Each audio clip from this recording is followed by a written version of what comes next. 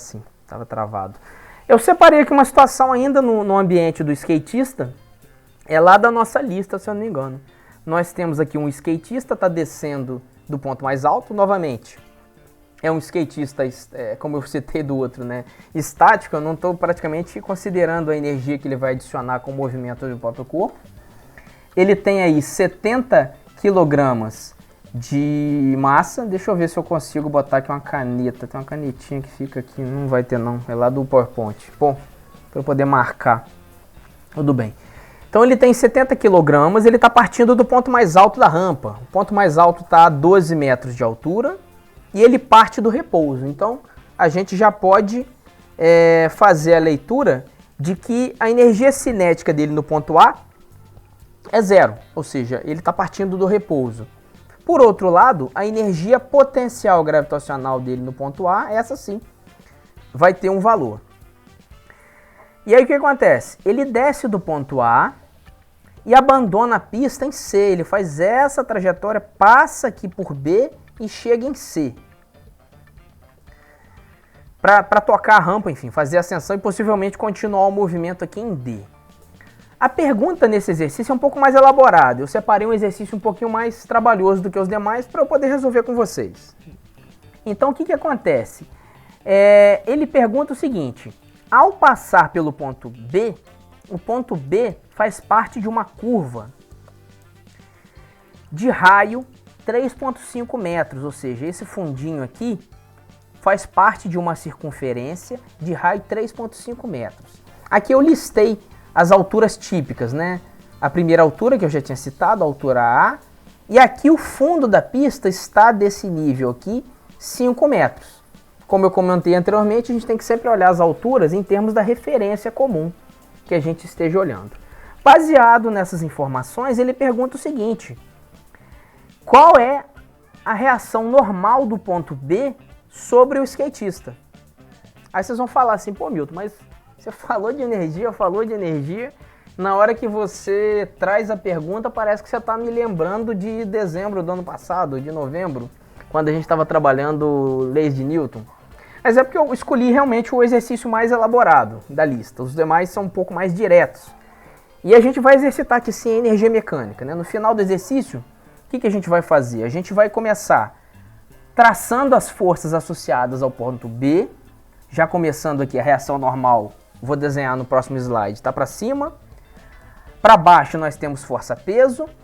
E para cima, quem que também está alinhado junto da normal? Vamos ver quem lembra aí do ano passado, quem trabalhou comigo lá, eu enchi a cabeça. Força centrípeta. Nós teremos aqui, o skatista vai estar submetido, ao passar por essa curva, a uma força centrípeta que está apontada para o centro. E aonde que entra a energia mecânica? A energia mecânica vai nos ajudar a descobrir qual a velocidade com que ele passa no ponto B. Então, passando aqui adiante, a pergunta que eu acabei de fazer: quais são as forças atuantes sobre o skatista no ponto B? Então nós temos reação normal para cima, peso para baixo. Na mesma direção e sentido da reação normal, desenhei em vermelho, nós temos a força centrípeta. Pegando aí a representação de cada uma delas, letra N maiúscula, reação normal, peso, centrípeta. Então, fazendo o equilíbrio entre as ações, o que nós temos? Normal mais força centrípeta é igual a peso. Então a normal vai ser obtida quando eu fizer peso menos força centrípeta. Substituindo as definições, o que nós temos? Peso é massa vezes gravidade, força centrípeta é o produto de massa vezes velocidade ao quadrado, tudo isso dividido pelo raio da curva que foi ali informado. Sempre fazendo um ressalva, pessoal, para a gente observar as unidades, né, todas estando aí no sistema internacional, a gente fica um pouco mais tranquilo. Caso contrário, preciso fazer alguma conversão. Não é o nosso caso aqui. Então, seguindo adiante, peso e forças centrípetas aí discriminados, né? mg menos mv ao quadrado sobre RC. E aí passando a análise de energia, né? A análise de energia vai consistir no seguinte: no ponto A, a energia do ponto A é totalmente potencial gravitacional. No ponto B, comparado ao A, nós teremos plenamente a energia cinética. Então, substituindo as definições de cada uma, no ponto A, massa vezes gravidade vezes altura A é igual qual a energia no ponto B? Aí, lembrando, né, que o nosso ponto de referência é aqui a base das rampas, então por isso que aparece aqui. Para B, massa vezes gravidade vezes altura B, mais a energia cinética que ele passa em B, que é o produto da massa vezes velocidade ao quadrado dividido por 2. Na prática, um estudante mais treinado, como vocês já devem estar, já poderia vir aqui e colocar 7, né? Ao invés de discriminar as duas. Eu preferi colocar completão para me carregar bastante conceito. Então, substituindo aí os valores, massas 70 vezes 10 vezes 12, que é a altura total da base até o pico, é igual a 70 vezes 10 vezes 5, que é a altura da base até o ponto B, mais 70 vezes V ao quadrado sobre 2. No caso, a nossa intenção aqui é descobrir qual o valor de V inicialmente. Então, V vale 11,8 metros por segundo. O que eu vou fazer? Usei energia mecânica para determinar qual a velocidade no ponto B. Agora, o que eu vou fazer? Eu vou retornar as expressões aqui de origem e determinar qual é o peso do skatista, 700 newtons, qual é a força centrípeta associada a ele com essa velocidade. Então, nós temos menos 70 vezes 11,8 ao quadrado, tudo dividido por 3,5. Quem é 3,5? O raio de curvatura aqui do fundo.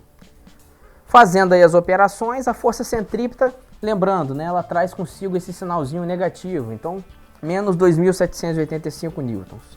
Substituindo lá naquela expressão que a gente falou agora há pouco, da normal, então a normal fica sendo peso menos força centrípeta, então fica 700 menos 2.785, né? Então, aqui, reforçando, né, que o 700 fica somado a esse valor pela operação de menos com menos. Então, qual a reação normal que o skatista vai estar submetido, ou seja, a ação que ele está promovendo ali, né, sobre aquele ponto, de 3.485 newtons, fazendo destaque pelo seguinte: o que tem de relevância e de comparação para esse exercício? Esse é aquele tipo de exercício que faz a gente também refletir sobre o dimensionamento da pista. Lógico que o peso de um skatista nunca vai botar em risco uma pista, não é esse o caso. Um caminhão talvez colocasse, mas um skatista não. Mas o foco desse exercício é discutir que o movimento acelerado ou com velocidade naquele ponto, no caso a aceleração centrípeta naquele ponto, está exigindo mais do ponto B, caso o skatista estivesse lá só parado, por exemplo, de pé.